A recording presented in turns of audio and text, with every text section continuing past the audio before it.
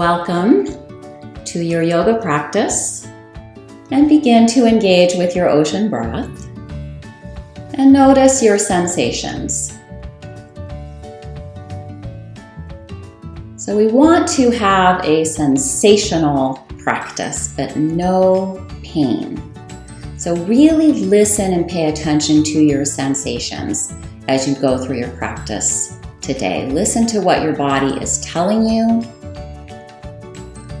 And if you feel any pain at all, back off, shift, do something differently so that instead of feeling pain, you feel some sensation that tells you that you're alive and that you're well, that there is well-being with you.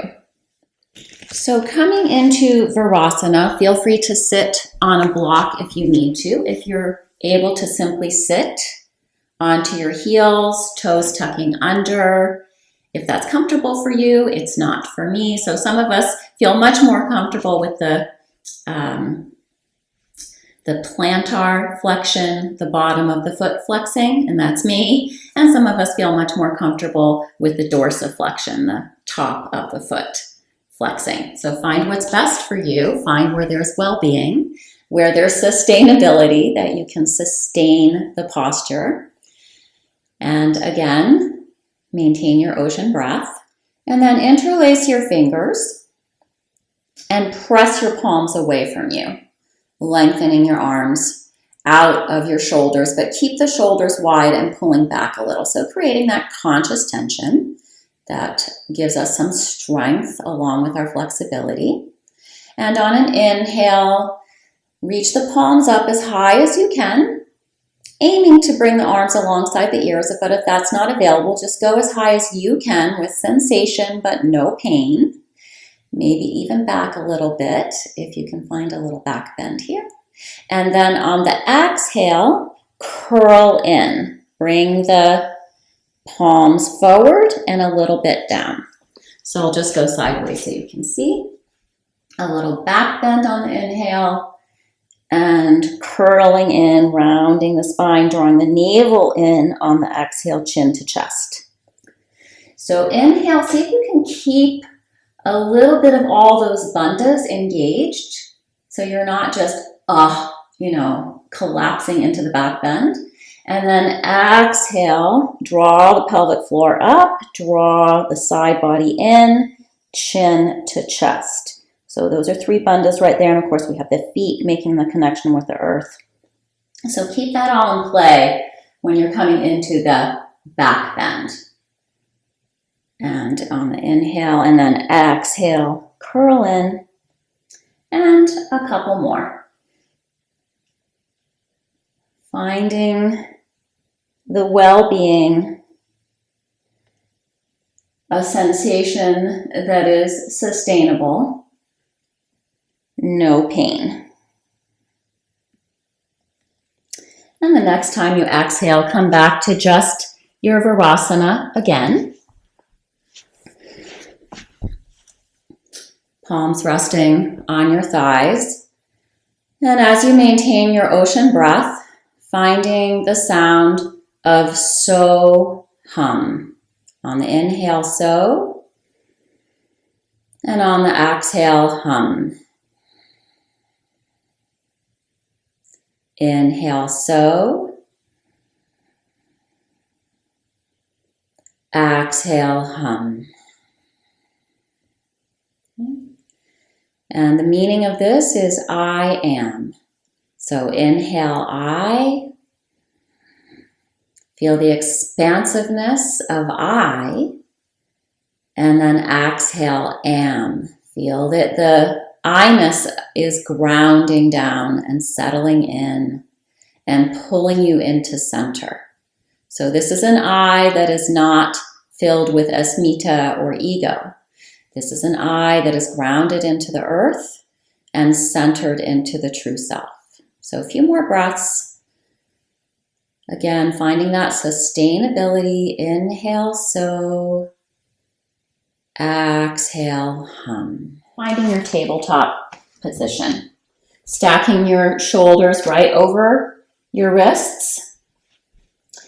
your femur bone right over your knees. Long spine, slight engagement through the core.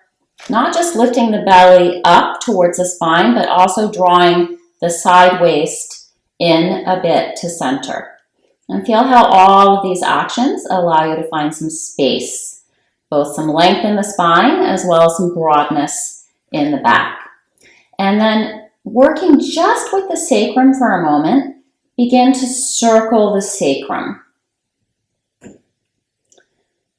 So find that tiny little side stretch as the hips move to the right and the left, but find also that tiny little back bend and then that forward fold action as well as you move through the circle. And then change direction. Try not to move your ribs or your upper back or chest at all. See if you might just explore the sacrum and find what's available there. And then start to bring the ribs into the movement as well. So as the tailbone moves up, the ribs move down. And as the tailbone moves down, the ribs lift up. And again, find what works best for you in terms of coordinating the movement of the hips to the right and the left with the circling of the ribs, and then change direction. So it's pretty hard to move the ribs. It can be done, belly dancers do it, without moving the hips. But so definitely keep the hips moving, but now you're just bringing your awareness more into the rib cage. And then start to bring the shoulders, the chest, the upper back into it. And then again, changing direction. So again, as the tailbone moves down, you spread the shoulder blades, and as the tailbone moves up to the sky, shoulder blades slide in towards the center, towards the spine.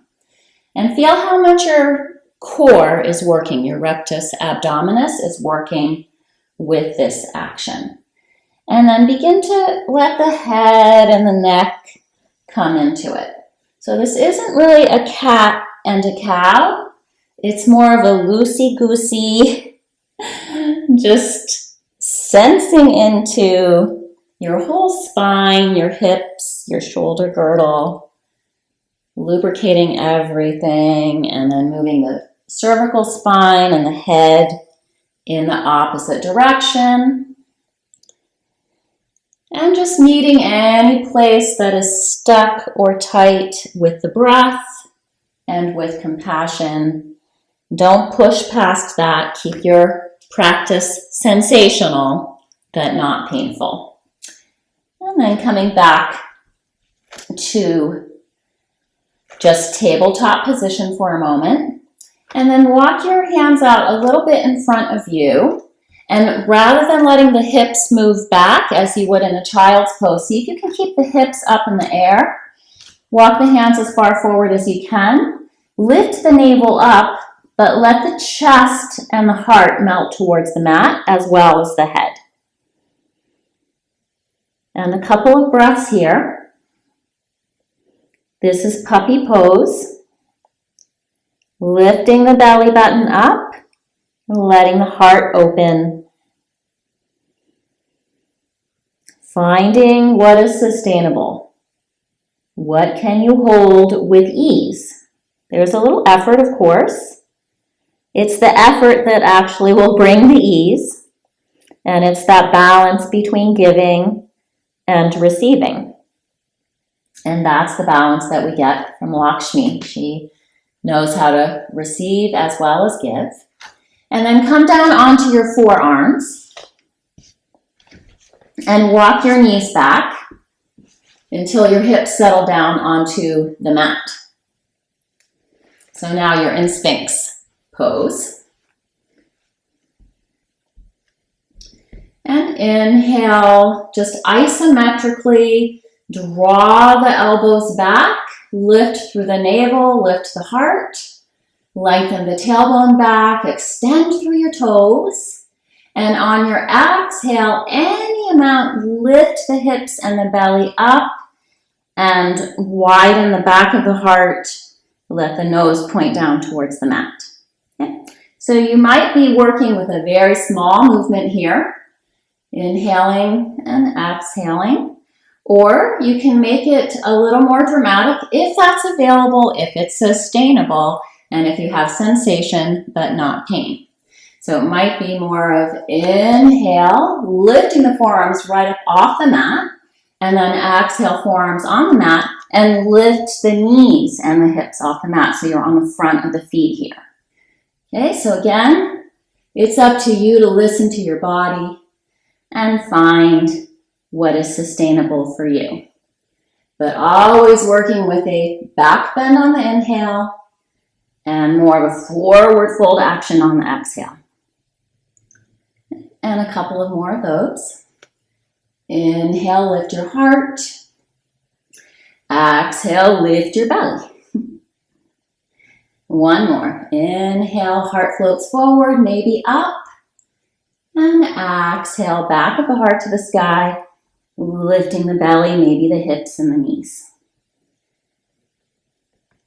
And then inhale, and come back to tabletop position. And this time we'll do regular cat and cow. Cow first, inhaling, and then exhaling into the cat. Inhale, release without collapsing, so keep everything engaged. And then exhale, press the mat away. Everything's engaged here except what? The neck and the head. The neck and the head get to relax. Everything else is finding a sustainable way to create some effort. And then inhale, lift the chin and the nose and tailbone to the sky. Everything else relaxes down. And one more. Exhale, press the mat away. Engage through the shins and the fronts of the feet, palms of the hands. Good. And then once again, coming back to your tabletop position with a long spine, flat back, long back of the neck, nose points down. And then stretch your right foot back behind you. Keep the toes on the mat. Extend through your right heel. Open up your right calf any amount. And see if you can just isometrically lift your right kneecap up a little towards the ceiling, keeping the toes curled under and grounding down. Notice that. And then see if you can keep all of that in place and relax the kneecap a little bit. Good. And then from here, see if you might keep the right heel right where it is and draw forward any amount. So creating as much length as you can on the right side body. It's a very small action, micro movement.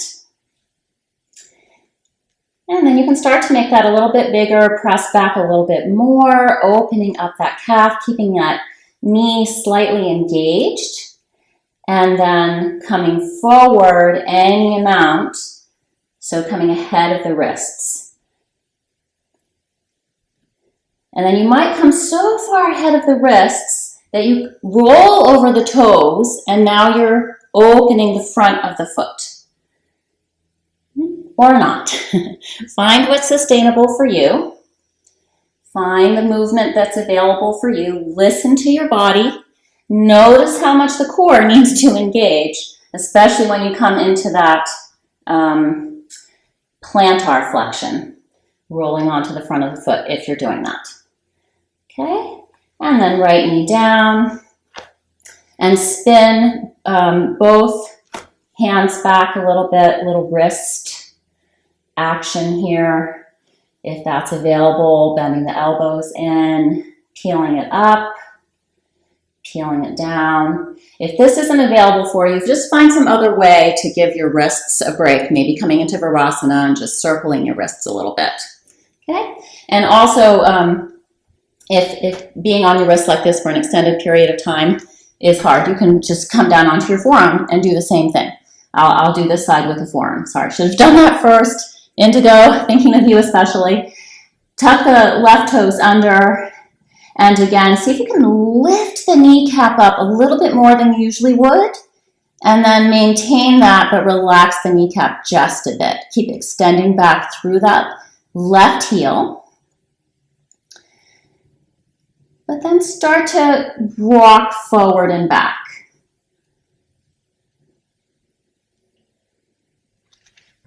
Now, if you're on your forearms, you probably need to move the elbows a little farther forward. And then you, again, might roll over the toes onto the front of the foot, the left foot, and then over the toes and back. Good. And last one. And come to sit back in your Virasana again. And fingertips by your side here, next to your feet. Inhale, find any amount of a back bend. And exhale, bow in, any amount. Okay, so this might be what's happening for you. Inhale, exhale.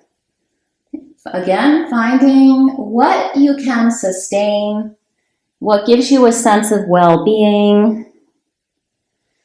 Where's the comfort and the ease? There will be some effort in order to have true comfort and ease. You'll need to find the right amount of effort. We'll change that up just a little bit. So inhale, coming into the back bend. Exhale, any amount of a forward fold. And then on the inhale, diving forward to the top of the mat, any amount of a cobra. Don't put any pressure on your wrists here. If you don't want to or you can't for some reason, there's no need for that. You can, if your wrists are okay, you can come into more of a upright cobra, but otherwise just wrist-free cobra. And then you will have to use your wrist to exhale and come back to Virasana, actually into child's pose with arms overhead. You can see how you can really slide from one posture to the next here. And then inhale, coming up, sliding the fingertips back by the feet. Exhale, bowing in, keeping the hands by the feet. Inhale, rise up. And exhale, on this bow, the hands come forward. You slide forward, any amount of a cobra. Inhaling, and then exhaling back towards a child's pose. Inhaling up to Virasana. And exhaling, bowing. Part Virasana, part Balasana here. And one more. Inhale, rise up. And exhale, dive forward. Inhale, find the back bend. And exhale. Child's pose. Inhale, rise up. Fingers slide back. And then bring your left hand behind you over towards your right hip and place your right hand on top of your left, or get as close to that as you can. And then begin to let the left ear drop over towards the left shoulder, any amount. Try to keep the right shoulder open so you're not dropping that shoulder at all, just dropping the left ear towards the left shoulder, stabilizing with the hands over on the right hip. And inhale, come back through center and switch it up. Reach the right hand towards the left hip, placing the left palm on the right palm, or maybe holding on to the wrist, just finding a way to stabilize here. And drop the right ear over towards the right shoulder. Try to keep that left shoulder really moving down.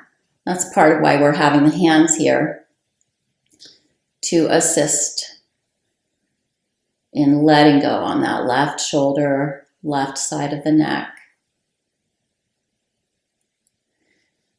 And inhale, come back to center. So you've moved quite a bit at this point, lots of gentle movement, opening up wrists, ankles, feet, neck, shoulders. Important. So come back to the tabletop position.